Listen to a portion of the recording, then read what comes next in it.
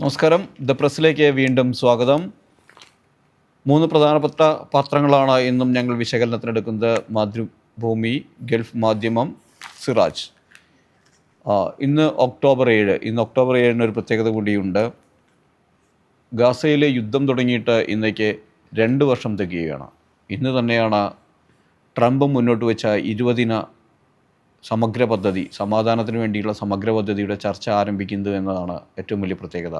സമാധാനം പുലരുമെന്ന് നമുക്ക് പ്രതീക്ഷിക്കാം. ചർച്ചകൾ ഇന്ന് ആരംഭിക്കുകയാണ്. ഇന്ന് 3 പത്രത്തിൻ്റെയും ഫ്രണ്ട് പേജിൽ അതീവ പ്രാധാന്യത്തോടു കൂടി തന്നെ ഇടം പിടിച്ചിരിക്കുന്ന വാർത്തയും ഇത് തന്നെയാണ്.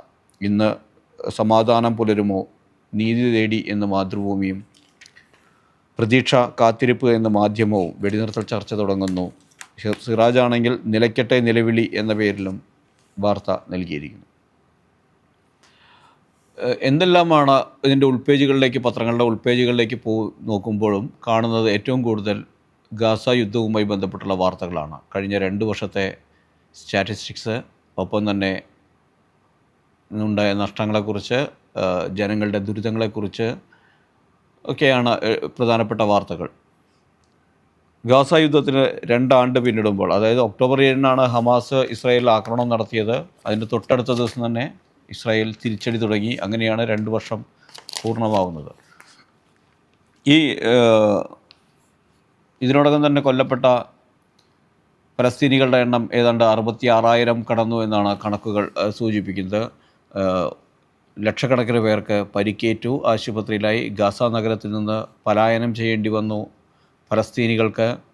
അങ്ങനെ വലിയ തോതിൽ നാശനഷ്ടങ്ങൾ പലസ്തീനിലുണ്ടായി. ഇപ്പോഴും യുദ്ധം തുടരുകയാണ്. കഴിഞ്ഞ 2 ദിവസം മുമ്പാണ് ട്രംപ് അദ്ദേഹത്തിൻ്റെ 20 പദ്ധതിയുമായി രംഗത്തിറങ്ങിയത്. ഇതിനെ ലോകരാഷ്ട്രങ്ങൾ സ്വാഗതം ചെയ്തു. അറബ്, ഇസ്ലാമിക് രാഷ്ട്രങ്ങളെല്ലാം തന്നെ സ്വാഗതം ചെയ്തിരുന്നു. ഇന്ത്യയും ചൈനയും എല്ലാം സ്വാഗതം ചെയ്തു. ഇതോടുകൂടി വെടിനിർത്തൽ അവസാനിപ്പിക്കണമെന്ന് ട്രംപ് നെതന്യാഹുവിന് മുന്നറിയിപ്പ് നൽകിയിരുന്നു. എന്നാൽ അത് ലംഘിച്ചും കഴിഞ്ഞ ദിവസങ്ങളിലെല്ലാം തന്നെ ബോംബാക്രമണവും വ്യോമാക്രമണവും എല്ലാം ഗാസയിലുണ്ടായി. അങ്ങനെ 100ഓളം പേർ, 100-നടുത്ത് പേർ കഴിഞ്ഞ ദിവസങ്ങളിൽ കൊല്ലപ്പെടുകയും ചെയ്തു. അതുകൊണ്ട് കരാർ നടപ്പിലാക്കാനായി മുന്നോട്ട് വെച്ചു, എല്ലാവരും സ്വാഗതം ചെയ്തുവെങ്കിലും യുദ്ധം പൂർണ്ണമായും ഇസ്രായേൽ അവസാനിപ്പിച്ചു എന്ന് നമുക്ക് പറയാറായിട്ടില്ല. ചർച്ചകൾക്ക് ശേഷം അത് ഏത് തരത്തിൽ ഉരുത്തിരിഞ്ഞു വരുമെന്നും കണ്ടറിയണം. ഹമാസ് ആകട്ടെ സമാധാന കരാറിനെ, 20 കരാറിനെ ഭാഗികമായാണ് സ്വാഗതം ചെയ്തിരിക്കുന്നത്. പ്രത്യേകിച്ച് ഇതിലെ ചില വ്യവസ്ഥകൾ അവർക്ക് വിരുദ്ധമാണ്. അതായത് ഹമാസിന് വിരുദ്ധമാണെന്നല്ല, പലസ്തീനികളുടെ താല്പര്യങ്ങൾക്ക് വിരുദ്ധമാണ് എന്നാണ് ഹമാസ് ചൂണ്ടിക്കാണിച്ചിരിക്കുന്നത്. പ്രത്യേകിച്ച് പലസ്തീൻ ഒരു കൊളോണിയൽ സിസ്റ്റത്തിലേക്ക് പോകും എന്നതാണ്. ദ്വിരാഷ്ട്രവാദത്തിനെ തള്ളിക്കൊണ്ടുള്ളതാണ് ട്രംപിൻ്റെ 20 പാക്കേജ്. നേരത്തെ തന്നെ ദ്വിരാഷ്ട്രവാദം, പലസ്തീൻ എന്ന രാഷ്ട്രത്തെ അംഗീകരിക്കില്ലെന്ന ഇസ്രായേലിൻ്റെ നിലപാടിനൊപ്പമായിരുന്നു അമേരിക്ക. ഒരു കോളനിവൽക്കരണത്തിലേക്കാണ് പലസ്തീൻ പോയിക്കൊണ്ടിരിക്കുന്നത്. അതായത് ഇതിൻ്റെ ഭരണം ഒരു രാഷ്ട്രീയ ഇതര സംഘടനയ്ക്കായിരിക്കും. 2 തട്ടിലുള്ള സംഘടനയായിരിക്കും. ഒന്ന്, പലസ്തീനിലൊരു രാഷ്ട്രീയ ഇതര സംഘടന, അന്താരാഷ്ട്ര വിദഗ്ധരും പലസ്തീനിലെ പ്രമുഖരെല്ലാം ഉൾപ്പെടുത്തിക്കൊണ്ടൊരു സമിതിയെ രൂപീകരിക്കുന്നു. അവർ ഭരണം നടത്തുന്നു. അതിന് മേൽനോട്ടം വഹിക്കാൻ ഒരു അന്താരാഷ്ട്ര കമ്മിറ്റി ഉണ്ടാകും. ആ കമ്മിറ്റിയിൽ ടോണി ബ്ലെയർ അടക്കമുള്ളവരുണ്ട്. അതിന് നേതൃത്വം നൽകുന്നത് ട്രംപ് ആയിരിക്കും. അതായത് അമേരിക്കയുടെ ഒരു കോളനിവൽക്കരണം എന്ന് തന്നെ നമുക്ക് വേണമെങ്കിൽ പറയാം. അത്തരത്തിലേക്കൊരു ഭരണത്തിലേക്ക്, സംവിധാനത്തിലേക്ക് പലസ്തീനെ കൊണ്ടുപോവുകയും അവിടെ ഗാസയെല്ലാം തന്നെ തകർന്നെല്ലാം കെട്ടിപ്പടുത്തുകൊണ്ട് പുതിയൊരു രാഷ്ട്രം, അല്ലെങ്കിൽ പുതിയൊരു പ്രദേശം കെട്ടിപ്പടുക. രാഷ്ട്രമെന്ന് നമുക്ക് വിളിക്കാൻ വയ്യ, അങ്ങനെ വിളിക്കാൻ സാധിക്കില്ല. കാരണം ദ്വിരാഷ്ട്രവാദത്തെ ഇവരാരും അംഗീകരിച്ചിട്ടില്ല എന്നതുകൊണ്ട് അത്തരത്തിലൊരു നിലപാടുകളുണ്ട്. അതിനെല്ലാം ഹമാസ് അംഗീകരിച്ചിട്ടില്ല. അപ്പോൾ ഇന്ന് തുടങ്ങുന്ന സമാധാന ചർച്ച ഈജിപ്തിലാണ് നടക്കുന്നത്. എർദോഗൻ കൃത്യമായ ഒരു ഇടപെടൽ നടത്തിയിട്ടുണ്ട് ഹമാസുമായി ഈ 20 പദ്ധതി അംഗീകരിപ്പിക്കുന്നതിലും, അതുപോലെ തന്നെ അത് സംബന്ധിച്ച് ചർച്ചകൾ നടത്താൻ അവരെ മുന്നോട്ട് കൊണ്ടുവരിക്കുന്നതിലും. അപ്പോൾ ഈജിപ്തിൽ ഈ ചർച്ച നടക്കുന്നതിന് വേണ്ടി അമേരിക്കയുടെ പ്രതിനിധി സംഘം, മിഡിൽ ഈസ്റ്റിലെ അവരുടെ ഏറ്റവും ശക്തനായ മധ്യസ്ഥൻ, ഒപ്പം തന്നെ ട്രംപിൻ്റെ മരുമകൻ എന്നിവർ കഴിഞ്ഞ ദിവസം തന്നെ ഈജിപ്തിലെത്തിയിരുന്നു. ഇസ്രായേലിൻ്റെ പ്രതിനിധി സംഘം ഈജിപ്തിലേക്ക് എത്തിയിട്ടുണ്ട്. അങ്ങനെ ഈജിപ്തിൻ്റെ, ഖത്തറിൻ്റെ എല്ലാ പ്രതിനിധികളെല്ലാം തന്നെ ഈ ചർച്ചയിൽ പങ്കെടുക്കുമെന്നാണ് മനസ്സിലാക്കുന്നത്. ഹമാസിൻ്റെ പ്രതിനിധികൾ ഈജിപ്തിലേക്ക് എത്തുന്നുണ്ട്. അപ്പോൾ വിശദമായ ഒരു ചർച്ച ഇന്നു മുതൽ ആരംഭിക്കുകയാണ്. മുൻവിധികളില്ലാത്ത ഒരു ചർച്ചയാകട്ടെ എന്ന് നമുക്ക് രണ്ട് ഭാഗത്തുനിന്നും മുൻവിധികളില്ലാതെ തുറന്ന ഒരു ചർച്ച തന്നെ, ആരോഗ്യകരമായ ചർച്ച തന്നെ നടക്കട്ടെ എന്ന് നമുക്ക് ആശംസിക്കാം. സമാധാനം ഗാസയിൽ പുലരട്ടെ എന്ന് നമുക്ക് ആശംസിക്കാം. ഈ പത്രങ്ങളിലെല്ലാം തന്നെ ഈ പറയുന്ന 2-3 പത്രങ്ങളിൽ 2 പത്രങ്ങൾ, മാധ്യമവും സിറാജും ഇത് സംബന്ധിച്ച് തന്നെയാണ് എഡിറ്റോറിയലും എഴുതിയിരിക്കുന്നത്. ഗാസയിൽ രണ്ടുപേരും ട്രംപിൻ്റെ 20 ദിന പദ്ധതികളിലെ ക്രൂക്കഡ്നെസ്സിനെ കുറിച്ചാണ് എഴുതിയിരിക്കുന്നത്. സിറാജാണെങ്കിൽ അതിൽ പ്രതീക്ഷയുടെ എലമെൻറ്റുകൾ കൂടി ഉണ്ട് എന്ന കാര്യം കൂടി എടുത്തു പറയുന്നു. അതേസമയം മാധ്യമമാകട്ടെ ഇത് വെറും ഇസ്രായേലിന് വേണ്ടി മാത്രം എഴുതപ്പെട്ട കരാറാണ്, അല്ലെങ്കിൽ 20 ദിന പദ്ധതിയാണ് എന്ന തരത്തിലാണ് മാധ്യമം അതിനെ ചിത്രീകരിച്ചിരിക്കുന്നത്. ഇത്രയും കാലം ഈ കരാർ നടപ്പിലാക്കുമ്പോൾ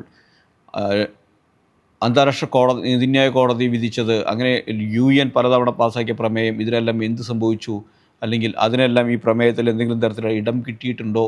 ഇത് ട്രംപിൻ്റെ മരുമകൻ ട്രംപിനായി തയ്യാറാക്കിയ പദ്ധതിയാണ് എന്നതാണ് മാധ്യമത്തിൻ്റെ എഡിറ്റോറിയൽ വിമർശിക്കുന്നത്. മാത്രവുമല്ല, അവിടെ ഗാസ പുനർനിർമ്മിക്കുമ്പോൾ ഉണ്ടാകുന്ന വലിയ സാമ്പത്തിക നേട്ടം, അതായത് കച്ചവടക്കാർക്കുണ്ടാകുന്ന സാമ്പത്തിക നേട്ടം, കൺസ്ട്രക്ഷൻ മേഖലയിലുള്ളവർക്കുണ്ടാകുന്ന സാമ്പത്തിക നേട്ടം, ഈ നേട്ടമെല്ലാം ഉണ്ടാക്കാൻ പോകുന്നത് അമേരിക്കയാണ് എന്നാണ് മാധ്യമത്തിൻ്റെ എഡിറ്റോറിയൽ കുറ്റപ്പെടുത്തുന്നത്. അതേസമയം തന്നെ ഹമാസ് പൂർണ്ണമായും നിരായുധീകരിക്കപ്പെടുകയും ഹമാസിൻ്റെ കയ്യിലുള്ള എല്ലാ ബന്ദികളെയും മോചിപ്പിക്കുമ്പോൾ ഇസ്രായേലിൻ്റെ തടവറയിലുള്ള പലസ്തീനികളെക്കുറിച്ച് എന്താണ് പറയുന്നത് എന്ന ചോദ്യം മാധ്യമം മുന്നോട്ട് വയ്ക്കുന്നു. എന്നാൽ സിറാജിൻ്റെ മുഖപ്രസംഗത്തിലെ പ്രതീക്ഷകളിൽ അതിനെക്കുറിച്ച് സംസാരിക്കുന്നുണ്ട്. അതായത് ഹമാസിൻ്റെ കയ്യിലുള്ള ബന്ദികളെ വിട്ടുകൊടുക്കുമ്പോൾ ഇസ്രായേലിൻ്റെ കയ്യിലുള്ള 270 തടവുകാരും അനധികൃതമായി തടഞ്ഞു വെച്ചിട്ടുള്ള 1700 പലസ്തീനികളെയും മോചിപ്പിക്കുമെന്ന കാര്യം ഈ 20 ദിന പദ്ധതിയിൽ പറഞ്ഞിട്ടുണ്ട്. അതെല്ലാം തന്നെ പ്രതീക്ഷയാണ് എന്ന രീതിയിലാണ് സിറാജ് അവതരിപ്പിച്ചിരിക്കുന്നത്. മാതൃഭൂമിയാവട്ടെ മുഖപ്രസംഗത്തിൽ ഇത്തവണ എടുത്തിരിക്കുന്നത് ലഡാക്കാണ്. ലഡാക്കിൻ്റെ സമാധാന ചർച്ചയും ഇന്ന് തന്നെയാണ് നടക്കേണ്ടത്. കേന്ദ്രം വിളിച്ചു ചേർത്ത ലഡാക്കിൻ്റെ സമാധാന ചർച്ച ഇന്നാണ് നടക്കേണ്ടത്. പക്ഷേ മാതൃഭൂമി രണ്ടും കൂടെ ചേർത്തിട്ടാണ് ഇന്നത്തെ ഫ്രണ്ട് പേജ് സെറ്റ് ചെയ്തിരിക്കുന്നത്. ലഡാക്കിലും പ്രതീക്ഷ എന്ന് പറഞ്ഞുകൊണ്ടാണ് ലഡാക്കിനൊരു സബ് ടൈറ്റിൽ നൽകിക്കൊണ്ട് ഇന്നറിയാം എന്ന തലക്കെട്ടോടുകൂടി വാർത്ത നൽകിയിരിക്കുന്നത്. ഇതൊരു ഏകപക്ഷീയമായ ചർച്ചയാണ്, അതിൽ വിശ്വസിക്കാനാകില്ല എന്ന നിലപാടാണ്, അംഗീകരിക്കാനാകില്ല എന്ന നിലപാട് പറഞ്ഞുകൊണ്ട് പ്രമുഖരായ 2 സംഘടനകൾ പിന്മാറിയിട്ടുണ്ട്. അതായത് ഒന്ന് ലേ അപ്പെക്സ് ബോഡിയും കാർഗിൽ ഡെമോക്രാറ്റിക് അലയൻസും ഈ ചർച്ചയിൽ നിന്ന് കേന്ദ്ര ആഭ്യന്തരമന്ത്രി വിളിച്ച ചർച്ചയിൽ നിന്ന് പിന്മാറിയിട്ടുണ്ട്. അതിനർത്ഥം ലഡാക്കിലെ സമാധാനത്തിന് ചർച്ചയിലുള്ള അല്ലെങ്കിൽ പ്രതിഷേധ രംഗത്തുണ്ടായിരുന്ന അല്ലെങ്കിൽ ഭൂരിപക്ഷം പേരും ഈ ചർച്ചയുടെ ഭാഗമാകുന്നില്ല എന്നാണ്.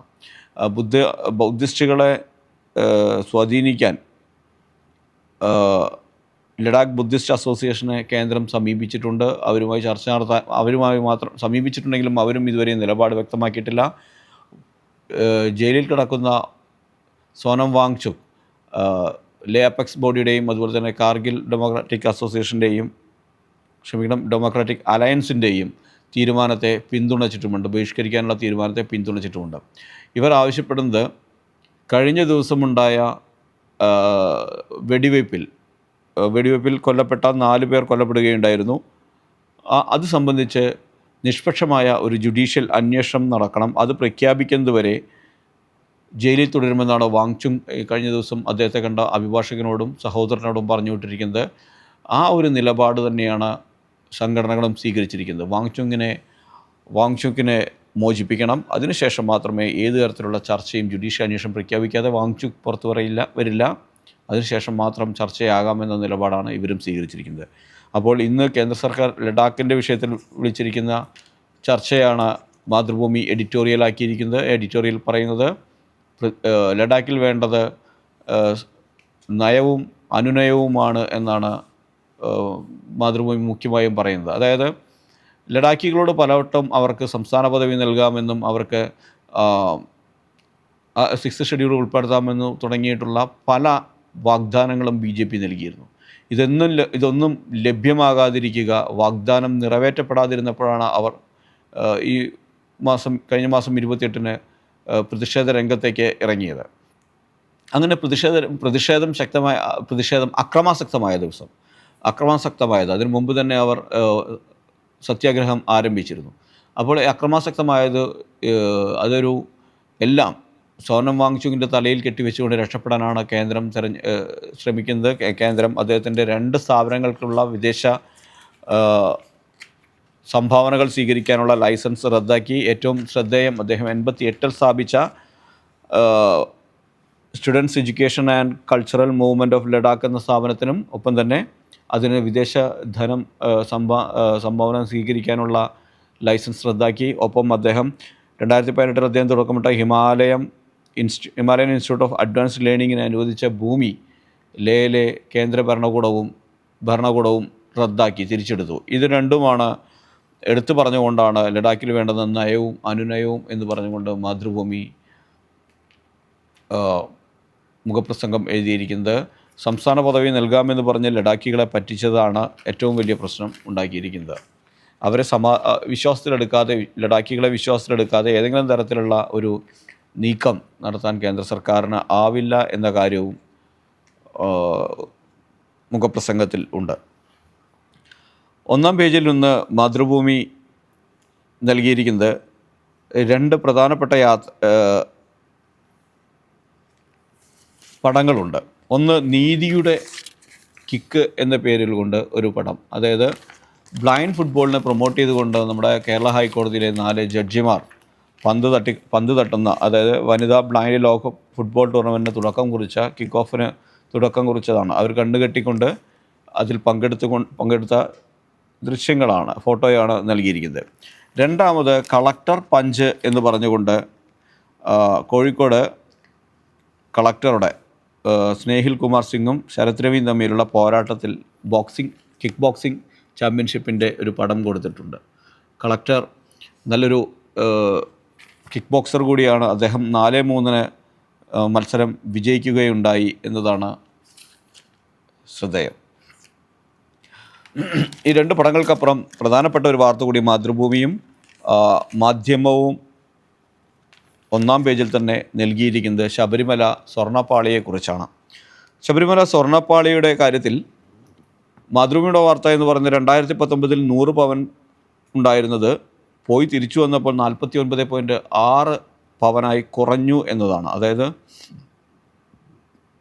ഏതാണ്ട് 400 ഗ്രാമോളം കുറഞ്ഞിരിക്കുന്നു എന്നതാണ് 800 കുറഞ്ഞിരിക്കുന്നു എന്നതാണ് ഏറ്റവും ശ്രദ്ധേയമായ വാർത്ത.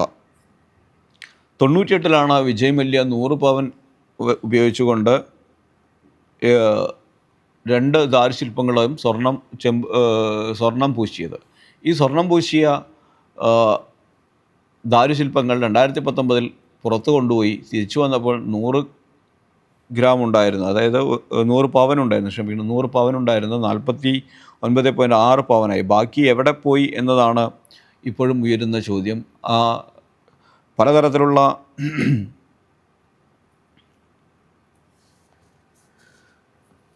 തട്ടിപ്പ് ഇവിടെ നടന്നിരിക്കുന്നു എന്നാണ് വാർത്തകൾ നൽകിയിരിക്കുന്നത്. സ്വർണ്ണപ്പാളി അന്വേഷണം ദേവസ്വം മുൻ ഭാരവാഹികളിലേക്കും ഉദ്യോഗസ്ഥരിലേക്കും എന്നാണ് മാധ്യമത്തിൻ്റെ വാർത്ത. ഉണ്ണികൃഷ്ണൻ പോറ്റിക്ക് ക്ലീൻ ചീറ്റില്ല എന്ന വാർത്ത കൂടി അവർ നൽകുന്നു.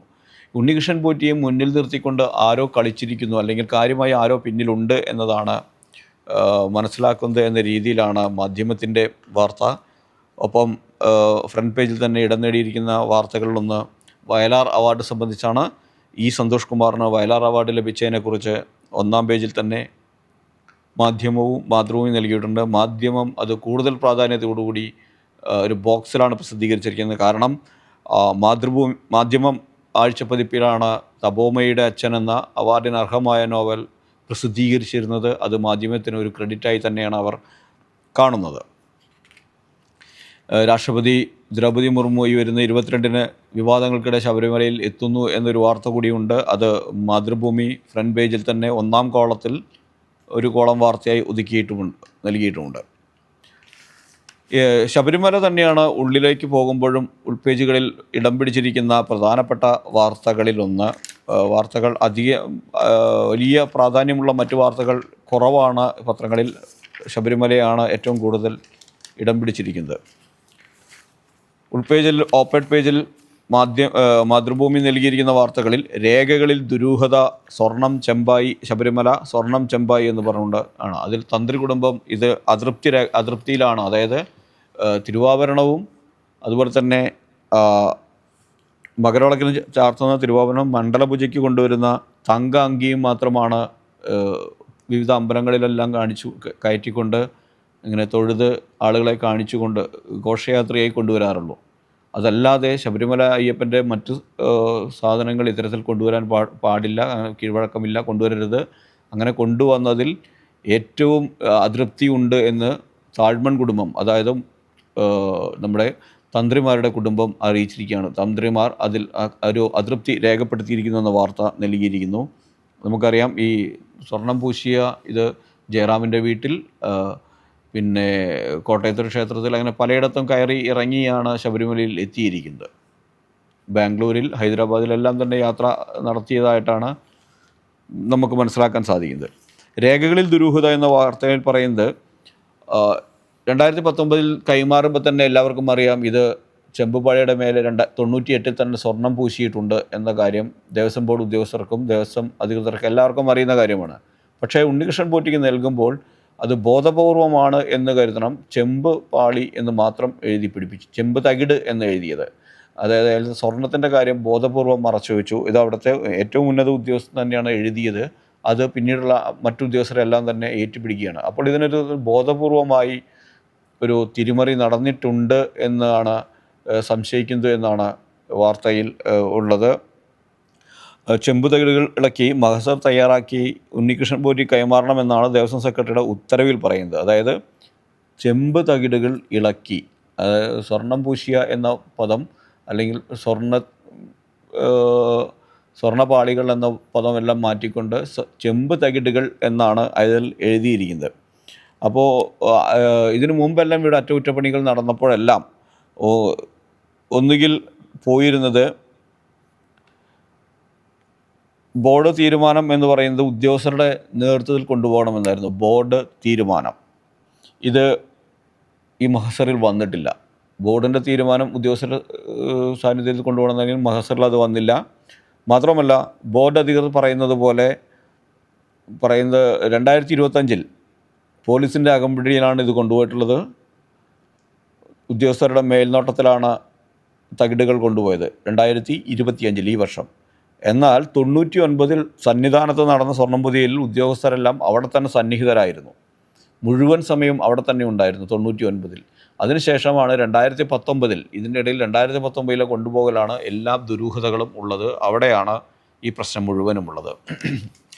മാധ്യമം ആ വാർത്ത നൽകുന്നത് വിശ്വാസശോഭ കെട്ട് സർക്കാരും CPM എന്നാണ്. അതായത് CPM ആഗോള അയ്യപ്പ സംഗമം നടത്തിക്കൊണ്ട്, അതായത് സർക്കാർ ആഗോള അയ്യപ്പ സംഗമം നടത്തിക്കൊണ്ട് നേടിയെടുത്ത വിശ്വാസമെല്ലാം ഇതോടുകൂടി അതിൻ്റെ ശോഭ മുഴുവൻ നഷ്ടമായി എന്നാണ്, ആ തിളക്കം ഇവിടെ നഷ്ടപ്പെട്ടു എന്നാണ് അവർ പറയുന്നത്. ലഭിച്ചത് ചെമ്പുപാളികൾ. ആരോപണങ്ങൾ നിഷേധിച്ച ഉണ്ണികൃഷ്ണൻ പോറ്റി ഇന്നലെ അദ്ദേഹത്തിൻ്റെ 2ാം വട്ട ചോദ്യം ചെയ്യൽ പൂർത്തിയായിരുന്നു. അപ്പോൾ അദ്ദേഹം ഇപ്പോഴും ആവർത്തിക്കുന്നത് തനിക്ക് കിട്ടിയത് ചെമ്പ് പാളി തന്നെയാണ്. ആരോപണമെല്ലാം അദ്ദേഹം നിഷേധിക്കുന്നുണ്ട്. പക്ഷേ അദ്ദേഹത്തിനൊരു ക്ലീൻ ചിറ്റ് ഇതുവരെ നൽകിയിട്ടില്ല. വേറൊരു സംശയം, ഇതിന് വിജിലൻസിന് പ്രാഥമിക സൂചന ലഭിച്ചു എന്ന രീതിയിൽ ഇവർ നൽകുന്ന വാർത്ത, സ്വർണം രാസപദാർത്ഥം ഉപയോഗിച്ച് വേർതിരിച്ചെന്ന് സംശയം. ചെമ്പിൽ നിന്ന് രാസപദാർത്ഥങ്ങൾ ഉപയോഗിച്ച് സ്വർണം വേർതിരിച്ചെടുക്കുകയായിരുന്നു എന്നാണ് ഒരു സംശയം ഒരു വാർത്ത നൽകിയിരിക്കുന്നു. NSS നിലപാടറിയണം, സ്വർണ്ണപാളിയിൽ സർക്കാരിനെ കുരുക്കാൻ UDF.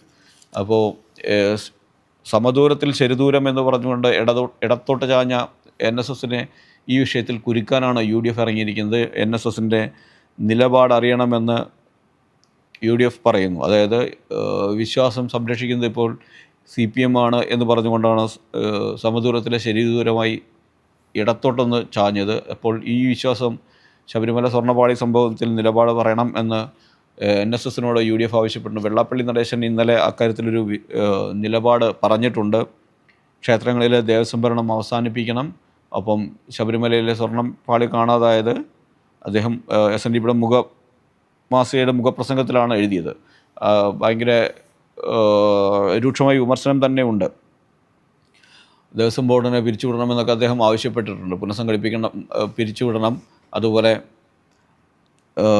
ഇതിലൊരു CBI അന്വേഷണം വേണമെന്നും BJPക്കാർ ആവശ്യപ്പെടുന്ന അതേ ആവശ്യമാണ് CBI അന്വേഷണം. അത് അദ്ദേഹം വെള്ളാപ്പള്ളി നടേശൻ ആവശ്യപ്പെടുകയും ചെയ്തിട്ടുണ്ട്. അതോടുകൂടി SNDPയുടെ ഭാഗത്തു നിന്നുള്ള നിലപാട് എന്താണ്, ഇക്കാര്യത്തിലുള്ള നിലപാട് വ്യക്തമായി. ഇനി അത് പറയേണ്ടത്, നിലപാട് വ്യക്തമാക്കേണ്ടത് NSS ആണ്. അതുകൊണ്ടാണ് കോൺഗ്രസ് NSSനെ എക്കാലവും UDFനെ കൈവിടാതെ നിന്നിരുന്ന NSS എന്ത് നിലപാട് ഇക്കാര്യത്തിൽ എടുക്കുമെന്ന് UDFനെ വിട്ട് LDFിലേക്ക് ചാഞ്ഞപ്പോഴാണ് ആ അവസരം കൃത്യമായി ഉപയോഗിച്ചുകൊണ്ട് UDF ഒരു അടിയടിച്ചിരിക്കുന്നത്. കഴിഞ്ഞ ദിവസം നമ്മളെല്ലാവരും സോഷ്യൽ മീഡിയയിൽ കണ്ട ദൃശ്യങ്ങളാണ്. ഗതാഗത മന്ത്രി KB ഗണേഷ് കുമാർ ഒരു KSRTC ബസ് തടഞ്ഞു നിർത്തി അതിൻ്റെ ഫ്രണ്ടിൽ മുഴുവൻ വെള്ളക്കുപ്പിയിട്ടതിനെ ചീത്ത പറയുന്നതും ഉദ്യോഗസ്ഥർക്ക്, ആ ജീവനക്കാർക്ക് നടപടിയെടുക്കുമെന്നും പരസ്യമായി തന്നെ പറയുന്നത്. അതിനുശേഷം നടപടിയെടുത്തു. പൊൻകുന്നം ഡിപ്പോയിലെ ജീവനക്കാരെ തൃശ്ശൂരിലെ വിവിധ ഡിപ്പോകളിൽ കൊടുങ്ങല്ലൂരിലേക്കും പുതുക്കാടിലേക്കും തൃശ്ശൂരിലേക്കുമായി 3 ജീവനക്കാരെ ട്രാൻസ്ഫർ ചെയ്ത് ഉത്തരവിറക്കി. എന്നാൽ അത് വിവാദമായതോടുകൂടി കഴിഞ്ഞ ദിവസം അത് ഫോൺ വഴി റദ്ദ് ചെയ്തു എന്നതാണ്. അവരുടെ ട്രാൻസ്ഫർ റദ്ദാക്കിക്കൊണ്ടുള്ള ഉത്തരവും പിന്നാലെ വന്നു. വിവാദമായപ്പോൾ പിൻവലിച്ചു എന്നാണ്. കഴിഞ്ഞ ബുധനാഴ്ച കൊല്ലം ആയൂരിൽ വെച്ചിട്ടാണ് മന്ത്രി ഗണേഷ് കുമാർ ബസ്സിനെ ഓവർടേക്ക് ചെയ്യുകയും അപ്പോൾ നോക്കിയപ്പോൾ ഫ്രണ്ടിൽ മുഴുവൻ കുപ്പി കാണുകയും അങ്ങനെ ഇറങ്ങി അവരെ പരസ്യമായി ശകാരിക്കുകയെല്ലാം ചെയ്തു. അപ്പോൾ ഇത്തരത്തിൽ സോഷ്യൽ മീഡിയ ആക്ഷൻ ഹീറോയായി മാറി എന്ന് മാത്രമേ ഇപ്പോൾ അതിനെ പറയാൻ ഉള്ളൂ. ഇന്ത്യ-US വ്യാപാര കരാറിൻ്റെ അടുത്ത ഘട്ട ചർച്ച ഇന്ന് തുടങ്ങുമെന്ന വാർത്തയും മാധ്യമത്തിൻ്റെ പൊതുവൃത്താന്തം പേജിൽ നൽകിയിട്ടുണ്ട്. അതായത് ഡിസംബറിൽ കരാറിൽ ഒപ്പുവയ്ക്കാനാണ് ലക്ഷ്യമിടുന്നത്. തീരുവയുടെ കാര്യത്തിൽ ഇപ്പോഴും തീരുമാനമായിട്ടില്ല. തീരുവ കൂടുതൽ എന്ന കാര്യത്തിലെല്ലാം തന്നെ അന്തിമമായ തീരുമാനങ്ങൾ വരും. ചർച്ചയിലുണ്ടാകുമോ ഇല്ലയോ എന്ന് നമുക്ക് കണ്ടറിയണം. TJS ജോർജിന് വിട നൽകിയതിൻ്റെ ഒരു പടത്തോടു കൂടി സിദ്ധരാമയ്യ അന്തിമോപചാരം അർപ്പിക്കുന്നതിൻ്റെ പടത്തോടു കൂടിയാണ് മാധ്യമം ഉൾപ്പെടുത്തിയിരിക്കുന്നത്. ഏകദിനത്തിൽ ഇന്നലെ ഇന്ത്യ വനിതാ ഏകദിനത്തിൽ പാകിസ്ഥാനെ തോൽപ്പിച്ച വാർത്ത ഈ മാതൃഭൂമിയും മാധ്യമവും പ്രധാനപ്പെട്ട വാർത്തയെ സ്പോർട്സ് പേജിൽ നൽകിയിട്ടുണ്ട്. ക്രാന്തി എക്സ്പ്രസ് എന്നാണ് മാധ്യമം നൽകിയ പേര് എങ്കിൽ കൈക്കരുത്ത് എന്നാണ് ഇന്ത്യയുടെ വിജയത്തിനെ മാതൃഭൂമി വിശേഷിപ്പിച്ചിരിക്കുന്നത്. ഒപ്പം തന്നെ സ്പോർട്സ് പേജിൽ ഇടം പിടിച്ച മറ്റൊരു വാർത്ത എന്ന് പറയുന്നത് സഞ്ജു സാംസണിൻ്റെ മാതൃഭൂമിയിലാണ്. സഞ്ജു സാംസണെ ഒഴിവാക്കാൻ ഓരോരോ കാരണങ്ങൾ എന്ന് പറഞ്ഞുകൊണ്ട് ഒരു ലേഖനം ഉൾപ്പെടുത്തിയിട്ടുണ്ട്. സഞ്ജു സാംസൺ 16 ഏകദിനത്തിൽ വിവിധ ബാറ്റിംഗ് പൊസിഷനിൽ നേടിയ സ്കോറുകൾ, അതുപോലെ തന്നെ T20യിൽ 49 മത്സരങ്ങൾ കളിച്ചു. അതിൽ ഓരോ ബാറ്റിംഗ് പൊസിഷനിലും അദ്ദേഹം നേടിയ റണ്ണുകളുടെ എണ്ണം എല്ലാം കൊടുത്തുകൊണ്ട് അദ്ദേഹത്തിനെ എത്ര കാലം ഇങ്ങനെ മാറ്റി നിർത്തും എന്നൊരു ചോദ്യം ഉന്നയിക്കുകയാണ്. നിയമസഭ ഇന്ന് വീണ്ടും ചേരുകയാണ്. നിയമസഭ ചേരുമ്പോൾ സ്വർണ്ണപ്പാളി വിഷയം പയറ്റാൻ പ്രതിപക്ഷം തീരുമാനിച്ചിരിക്കുന്നു എന്ന വാർത്തയും മാതൃഭൂമിയുടെ അവസാന പേജിലുണ്ട്. സിറാജിൽ ഒരുപാട് പേജുകൾ ഗാസയ്ക്ക് വേണ്ടി നീക്കി വെച്ചിട്ടുണ്ട്. ഓപ്പഡിലും എഡിറ്റോറിയൽ പേജിൽ വിശകലനം പോലും ലോകവിശേഷണത്തിൽ പോലും ഇത്തവണ കെണിയാണെന്നറിയാം എങ്കിലും എന്ന് പറഞ്ഞുകൊണ്ട് അവർ 20 കരാർ സംബന്ധിച്ച് തന്നെ എഴുതിയിരിക്കുന്നു. ദേശീയപാതയുടെ നിർമ്മാണത്തിൻ്റെ മറവിൽ മണൽക്കൊള്ള നടക്കുന്നു എന്നൊരു വാർത്തയാണ്. നമ്മുടെ നാട്ടിൽ എല്ലായിടത്തും ദേശീയപാത വികസനം നടക്കുന്നുണ്ട്. കേരളത്തിൽ പല ഭാഗത്തും വലിയ തോതിൽ മണ്ണ് ഇടിച്ച് ഇതിൻ്റെ പേരിൽ ദേശീയപാതയ്ക്ക് വേണ്ടിയിട്ടാണ് എന്ന് പറഞ്ഞുകൊണ്ട് പാടങ്ങളെല്ലാം നികത്തുന്നു. 10 ലോഡ് റോഡിന് പോവുകയാണെങ്കിൽ 2 ലോഡ് പാടത്തേക്ക് പോകുന്നു എന്ന തരത്തിലുള്ള ആരോപണങ്ങൾ നേരത്തെ തന്നെ ഉയർന്നിട്ടുണ്ട്. അത് വാർത്തയായി നൽകിയിരിക്കുന്നു. മണൽ വാരൽ നടക്കുന്നത് ഇത് നികത്തലല്ല, മണൽ വാരലിനെ കുറിച്ചാണ്. മണൽ വാരൽ കാഞ്ഞിരപ്പുഴ കനോലി കനാൽ, ഒഴുവത്ത് കടവ് എന്നിവിടങ്ങളിലാണ്. അനുമതി നൽകിയത് ഇറിഗേഷൻ വകുപ്പ്. റവന്യൂ വകുപ്പിന് ഇത് സംബന്ധിച്ച് അറിയില്ല എന്നും അവർ വാർത്തയിൽ ഉൾപ്പെടുത്തിയിരിക്കുന്നു. ഒപ്പം തന്നെ മറ്റൊരു പ്രധാനപ്പെട്ട വാർത്തയായിട്ട് പത്രങ്ങൾ നൽകിയിരിക്കുന്നത് ഏറെക്കാലത്തിന് ശേഷം രാഹുൽ മാങ്കൂട്ടത്തിൽ ഒരു ഔദ്യോഗിക പരിപാടിക്ക് എത്തി എന്നതാണ്. വിവാദങ്ങൾക്ക് ശേഷം ആരോപണ വിധേയനായി മാറി നിന്ന ശേഷം അദ്ദേഹം ഇതുവരെയും പൊതുപരിപാടികളിൽ പങ്കെടുത്തിരുന്നില്ല. അദ്ദേഹം ഇതുവരെയും പൊതുപരിപാടിയിലൊന്നും പങ്കെടുത്തില്ല. KSRTCയുടെ പുതിയ പാലക്കാട് ബംഗളൂരു ബസ് സർവീസിൻ്റെ ഉദ്ഘാടനം ഞായറാഴ്ച രാത്രി രാഹുൽ മാങ്കൂട്ടത്തിൽ നിർവഹിച്ചു എന്നതാണ് വാർത്ത. ഈ വാർത്തയുടെ ഒരു പടം മാതൃഭൂമി നൽകിയിട്ടുണ്ട്. ഒപ്പം തന്നെ ഇസ്രായേലിൻ്റെ കസ്റ്റഡിയിലായ ഗ്രേറ്റ തുൻബർഗും സംഘവും ഇസ്രായേൽ കസ്റ്റഡിയിൽ പീഡനം നേരിട്ടെന്ന് റിപ്പോർട്ട് നൽകിയിരിക്കുന്നു. കഴിഞ്ഞ ദിവസമാണ് സുമുദ് ഫ്ലോട്ടില്ലയിൽ നിന്ന് തടഞ്ഞ് ഇവരെയെല്ലാം ഇസ്രായേൽ സൈന്യം കസ്റ്റഡിയിലെടുത്തത്. ഇവർക്ക് മർദ്ദനമേറ്റിട്ടുണ്ട് എന്നാണ് ഗ്രേറ്റ തന്നെ വെളിപ്പെടുത്തിയിരുന്നു. ഇത് സംബന്ധിച്ചുള്ള വാർത്തകളും പത്രങ്ങളിൽ നിറയുന്നു. ഇത്രയുമാണ്. അതുപോലെ ഒരു പ്രധാനപ്പെട്ട വാർത്ത, CMRL ഇടപാടിലെ ഹർജി. നമ്മുടെ മുഖ്യമന്ത്രി പിണറായി വിജയൻ്റെ മകൾ ഇടപെട്ട CMRL ഇടപാടിലെ ഹർജി ഇന്ന് സുപ്രീം കോടതി പരിഗണിക്കുന്നുണ്ട്. മാത്യു കുഴൽനാടനാണ് ഹർജി നൽകിയിട്ടുള്ളത്. ഇത്രയുമാണ് ഇന്നത്തെ വാർത്തകൾ. പത്രങ്ങളിലൂടെയുള്ള ഓട്ടപ്രദർശനത്തിൽ നമുക്ക് പെട്ടെന്ന് പ്രധാനപ്പെട്ട വാർത്തകളായി പത്രങ്ങൾ നൽകിയിട്ടുള്ളത്. ഇന്നത്തെ വാർത്തകളാണ് നാളത്തെ ചരിത്രമാവുന്നത്. ഇന്നത്തെ വാർത്തകൾ നാളത്തെ പത്രങ്ങളിൽ കാണാം. വീണ്ടും ഒരു വിശകലന ദിനവുമായി നമുക്ക് നാളെ വീണ്ടും കാണാം. നന്ദി, നമസ്കാരം.